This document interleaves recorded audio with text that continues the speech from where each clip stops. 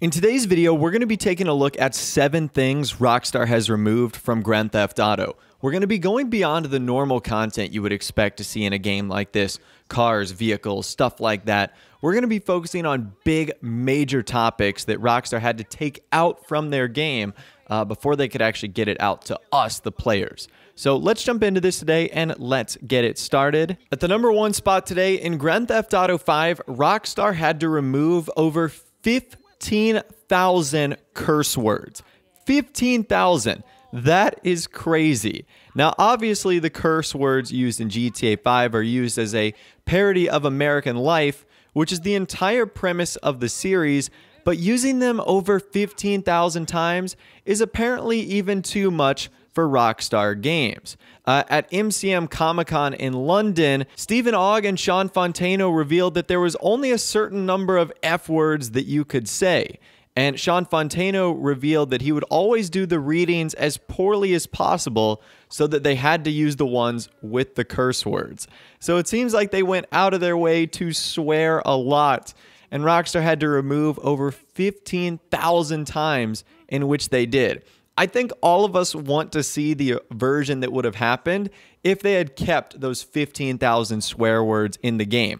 I mean, at that point, like, every other word would have been like an F-bomb or something like that. That would have been really funny to experience. I don't think we will ever see something like that come about, but just know that Rockstar had to remove over 15,000 curse words, which is crazy. At the number 2 spot today, and this one might be the most controversial, and that is the hot coffee mod for Grand Theft Auto San Andreas.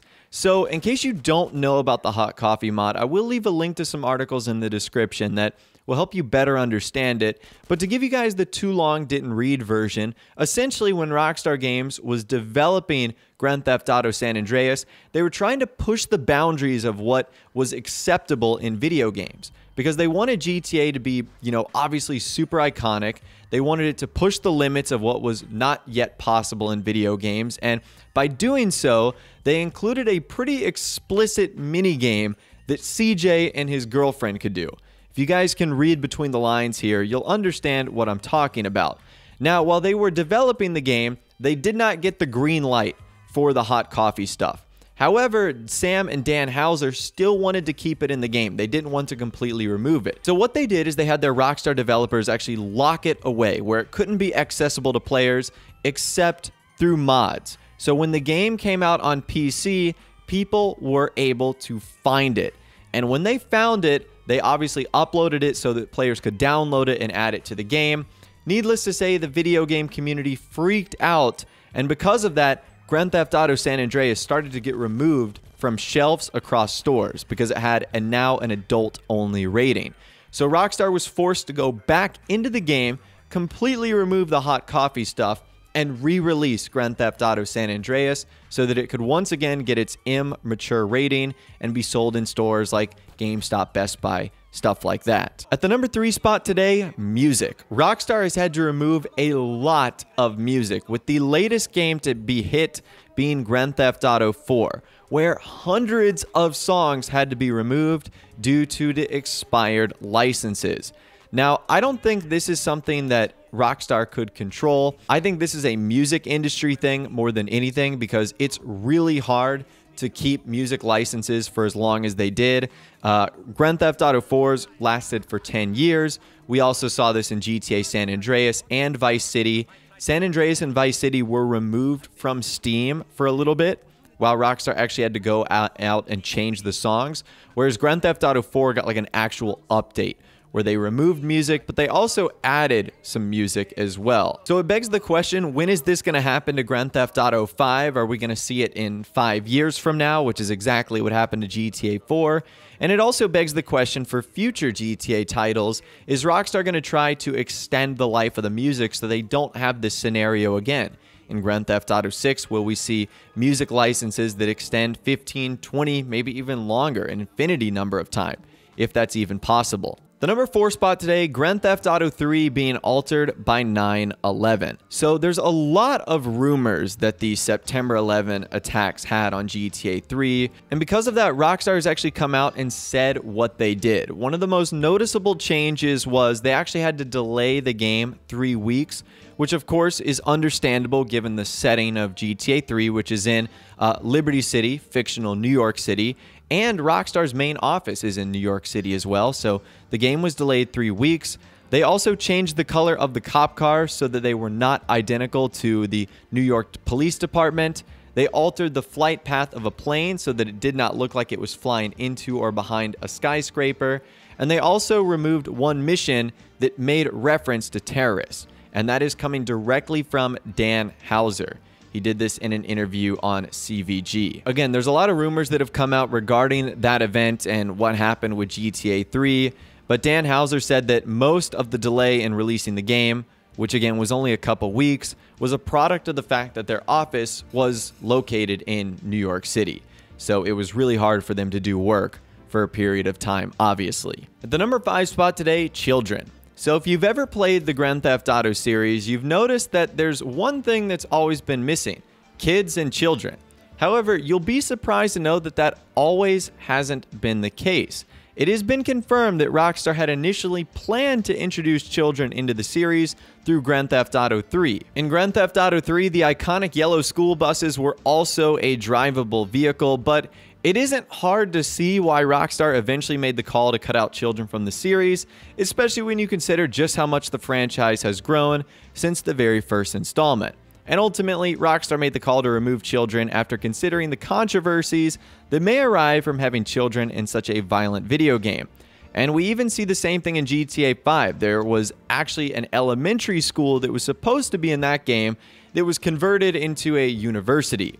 So we see like young adults instead of kids. So the idea is still there, but it does make sense, and that's why you never see them roaming around in the world of Grand Theft Auto. Now, building off of that, another thing that was removed but also changed is the Grand Theft Auto box art that we know today, the iconic box art that we've seen on every cover since GTA 3, Vice City, San Andreas, GTA 4, episodes from Liberty City, and Grand Theft Auto 5. The only reason we have this box art is because Rockstar ultimately removed the old one and made this change to a new one, which they thought would be better received in America. And it turns out that it has become one of the most iconic video game box arts of all time, easily one of the most recognizable too. So it just goes to show you that even a small change like this, altering the box art, can be big for a video game franchise, and I think the exact same thing can be said for Grand Theft Auto as well. At the number 6 spot today, Lamar as a main character. So the reason I'm considering this as something Rockstar ultimately had to remove was because there's never been another point in time where a main character was going to be replaced. Well, that's the case with Franklin Clinton. So as you guys know, at the end of the game, you have the option to kill Trevor, kill Michael, but there's no option to kill Franklin. Well, why is that? Well, that's because there was originally going to be an ending where you killed Franklin. And if that was the case, Franklin would have been replaced with Lamar. Unfortunately, Rockstar had to remove this ending because Lamar's voice actor, Slink Johnson, actually got himself in trouble with the law and was sent to jail. So because of that, he couldn't complete his work, and Rockstar had to scrap that ending, ultimately deciding that Franklin would be the one in every situation where he would not die. So I don't know about you guys, but Lamar is one of my favorite characters of all time, so I would have loved to play as him.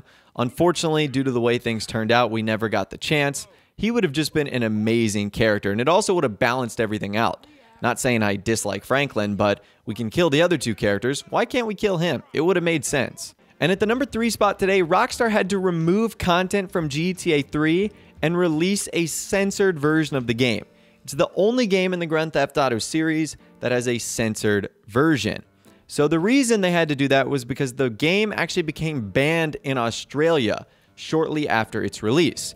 Now, one of the key reasons for the ban was that Rockstar Games failed to submit the game to the Office of Film and Literature classification. So because they failed to do that, it led to the game being refused classification, thus couldn't be sold. So Rockstar had to release a censored version of the game that removed some gore, and it also removed the ability to pick up prostitutes. That is unfortunate. Those are the changes the Aussies wanted, and they got it. And of course, it's the only version of GTA to receive a censored version because of a game actually getting banned. But anyways, that right there is 7 things that Rockstar has removed from the Grand Theft Auto series. I'd love to hear from you guys in the comments down below. Which of these was the most surprising to you? Let me know your thoughts, opinions more in the comments down below. I'd love to hear from you guys down there. If you did go on to enjoy this video, though, a like rating would, of course, be awesome.